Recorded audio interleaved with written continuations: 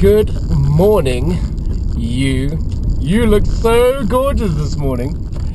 And I'm not just flirting with you just because. You know you're special because it's Valentine's Day. I know. It's overplayed. It's too commercialized and all that sort of stuff. But I got something for you. There you go. Happy Valentine's Day. I know some of you don't think it's worthwhile spending and blah blah blah, yaggity schmaggity, because of this other reason. I think it's just the excuse not to spend money on your loved one, to be completely honest. You can get flowers for anybody, really. I got my mother a lovely rose this morning, and she lit up like the sun on a cloudless day. It was so beautiful. Valentine's Day is about showing your appreciation for the person you love the most, or people. I think it's just a special time for people to go out and get something small. You don't have to get anything big. It's a flower, for crying, a bouquet, a box of chocolate. What's that? You got something for me? You liked my YouTube video? Oh, that is the sweetest thing anybody's ever done for me. You are special. Love you. Moving on. A lot of people are going on about the whole Valentine's Day is too commercial. So is everything, really. I mean, Easter, Christmas, but we still do it anyway.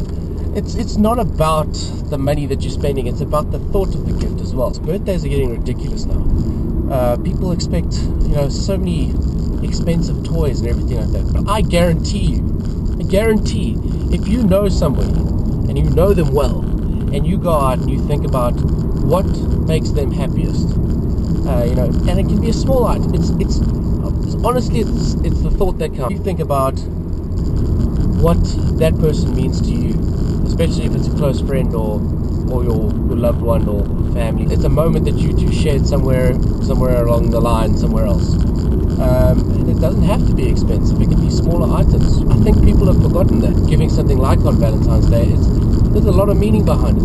There's a reason why we do this. It's not just to shower people with gifts. Next time you're buying a gift for somebody, I want you to stop, think about it, think what will this person appreciate? And it's hard, don't get me wrong, it's not easy.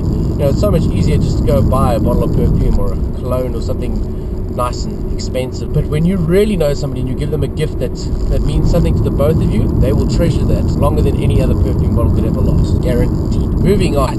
I do have my surgery tomorrow. Yay! Surgery! I am going because I've had chronic headaches, like massive headaches, just above my eye here for years.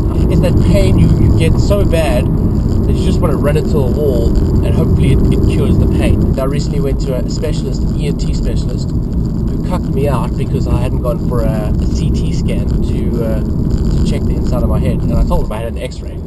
I went for an x-ray.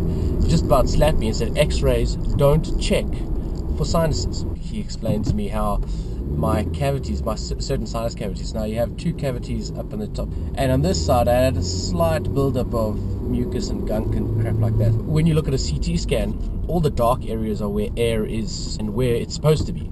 So it's a good thing if you've got dark areas in your head. That's that empty space. That you don't have much of empty space in my head, of course, except that was a bad thing. See, on this side I am completely filled up, like there's gunk and mucus and all sorts of stuff here, and what's happening is it's causing so much pressure against my head. It's actually quite dangerous now. So it also filters all the way down my nose, down the side of my sinus cavities here, and into my sinus cavities over here, even touching the top of my jawline as well.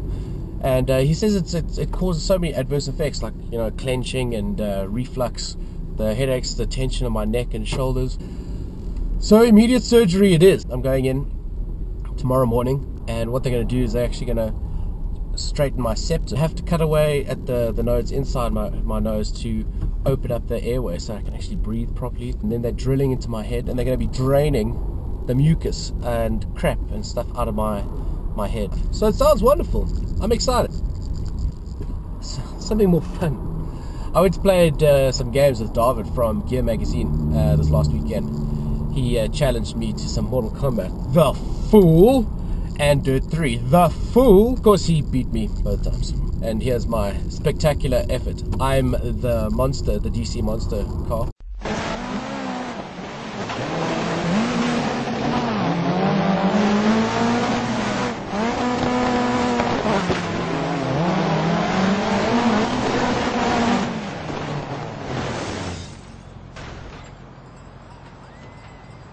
Yeah, you didn't see the big roll before that. I was on 2 wheels sliding until I hit the embankment, and then it just completely rolled. And I was like, well, I'm in the air now, and I can't do much.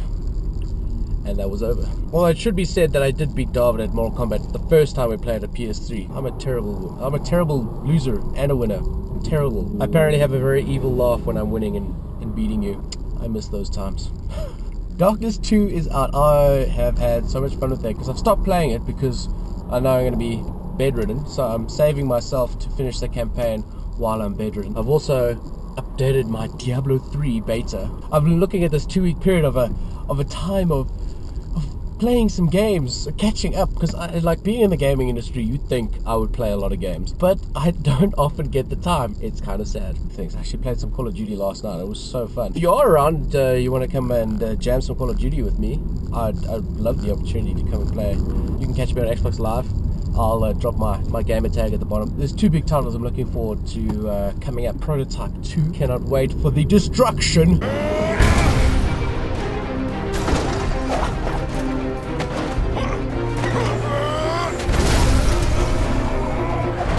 And then we've got Max Payne 3. One of the most awesome, epic storylines I've ever played in my entire gaming career. This was a hell of a hangover.